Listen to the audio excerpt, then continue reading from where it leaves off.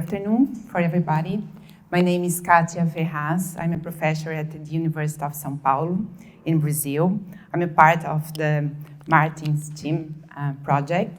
And my talk is Transdisciplinarity for Human-Wildlife Coexistence in Shared Landscapes. And this is all my support team, and they are all co-authoring this presentation. So encounters with wildlife have been increasingly frequent, especially in spared and shared landscapes. And the impacts of these encounters can be positive or negative, and also it can be tangible and intangible.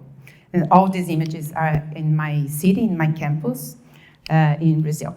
And we see these type of interactions every day, sometimes every hour. And yeah, so some of the positive interactions can be interpreted as benefits or services from wildlife to humans, while the negative ones, the risks, damages, for example, can be interpreted as just services. Such interactions, Such interactions, especially the disservices, are even more challenging in shared landscapes, like the urban and green spaces. This is my city in Brazil. Since the restored riparian corridors and fragments have been bringing back the wildlife to live close to humans. And this is a typical situation that has been very common in many cities in the southeastern portion of the Brazil, especially in the Atlantic forest biome. And this situation exacerbates the human-wildlife conflicts. So we needed to move from conflicts to coexistence by transforming conflicts, risks, or disservices into opportunities or services by promoting good practices for coexistence. So the human-wildlife coexistence, by definition, means as a condition whereby none of the parts involved in the interactions, the wildlife and humans, receives a significant negative impact from the other. And the human-wildlife coexistence has attracted the attention of researchers, managers, or practitioners and decision makers, oriented to better understand the human-wildlife interactions. And we consider the human-wildlife interactions as a wicked problem, as there is no clear and no single solution to these problems.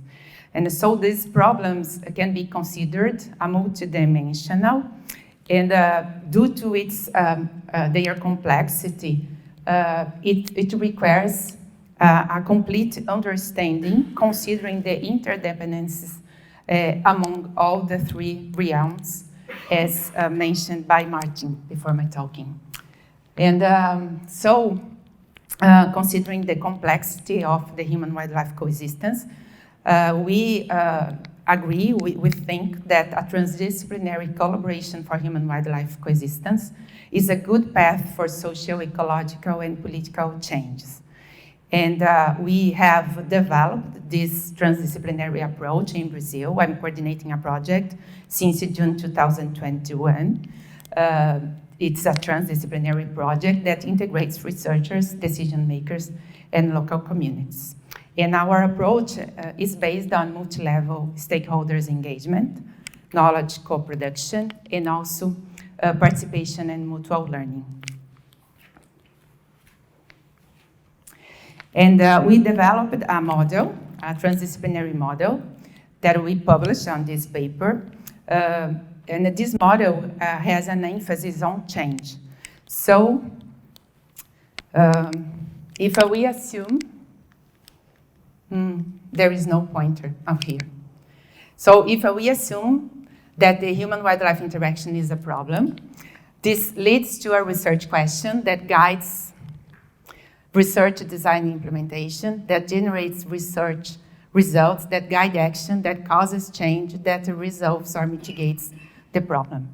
So this model is a cyclic model, an adaptive one, and should be used to promote changes for coexistence.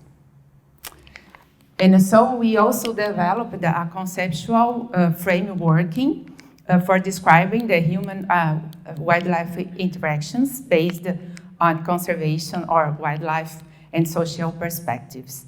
So if we put these two dimensions on this axis, so it's possible to form a graph composed by 4 different quadrants.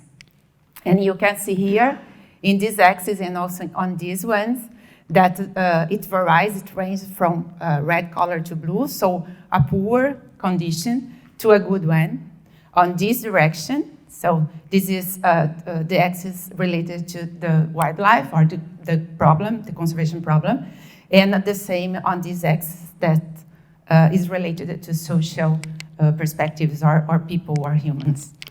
And so when you do this, you have these 4 quadrants, and it's possible to frame all types of human-wildlife interactions into one of these 4 quadrants, according to the sign of the impact that results from the encounter between humans and wildlife. So if you have a negative interaction, negative interactions for wildlife, and then also for people, then you will frame. I think the battery is not good. If someone could change for me, please. And so then you can put on this quadrant. And the same with the other type of interaction, when it's negative only for human or only for wildlife, or negative or positive for both. Okay? Yeah. So the project I've been coordinating in Brazil, it's called in Portuguese, Vizinhos Silvestres. That means wildlife neighbors. And it's a transdisciplinary project. And in this project, we consider a coexistence as a transversal axis of the research implementation strategy, aiming to solve complex problems and also to promote a just relationship. Oh, sorry. A wildlife. So interaction. Let's interact. Yes, absolutely. I'm sorry. Thank you. It's a positive for me, at least. I'll go that way around. I hope it's positive for you also. You are putting me on the spot here. I'm blushing. Oh gosh, thank you so much. Yes, it's here. And so, the coexistence, aiming to solve the complex problems and also to promote a just relationship between people and wildlife. And our team is composed by academic and non-academic stakeholders, and most of the non-academic stakeholders are people that work on the public services in Brazil, public agencies that deal and managing wildlife in my city, in other cities, and also in the state of São Paulo. And we assume that human-wildlife interaction is a real problem, and so when it comes to us, we work oriented to this problem, to this interaction. We try to find a solution based on science. And so the project has 2 different components, so the research component and the action component. The research component is focused on understanding the problem or the human-wildlife interaction. And what we do is to survey, to map, to classify, and to analyze the human-wildlife interactions by identifying the species, the type, and the context of the interaction. Then we classify these, and we try to find the reasons for that interaction is happening. And so I will show you a quick example. So please the video. Oops, sorry. I'm sorry. So we are facing a huge problems with coatis in our landscape. So they big mass, and they offering risks of attacks, human attacks, also zoonotic disease transmission, They invade buildings, restaurants, and also cause crop damages. And we are mapping the human-coat interactions. We identify the interactions, like in this graph. Based on that, we also define the space of human-coat interactions. We analyze the landscape context, and also we analyze the hotspots of the human-coat interaction. And another video, please. And when we did this, we discovered that the hotspots of the human-coat interactions was related to the points where the caretakers offer food for cats. And there are lots of feeding cats points in my city and in many cities. And this food attracts the coati close to human. And so this is why the human-coati interactions are happening in Brazil. And so oriented by these situations, we are promoting some interventions to promote, to reach desired changes. And the action component of the project is focusing on promote transformation. So we are stimulating good practice through communication and dissemination of knowledge. So we are designing, elaborating and printing and distributing lots of materials. We are also occupying many different spaces. We are everywhere, always talking about coexistence and good practice, trying to modify, to incentivize good behavior from people. And also, we do some interventions in material and political fields. So, for example,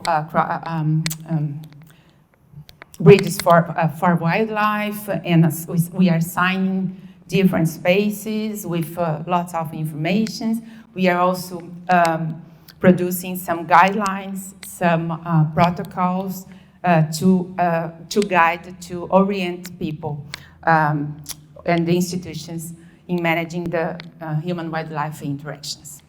And so, just to finish, this project is going on. There are lots of results. I don't have lots of time. So just as a final remarks, I'd like to say that frequent meetings with multi-sectoral stakeholders is essential to discuss measures to promote desired changes. The engagement of the stakeholders in bottom-up initiatives and also in co-production of knowledge has better guided the decision-making process on managing these interactions. And the diversity of knowledge and also the experience of the stakeholders has been crucial to define priority actions to solve these complex situations, especially in shared landscapes.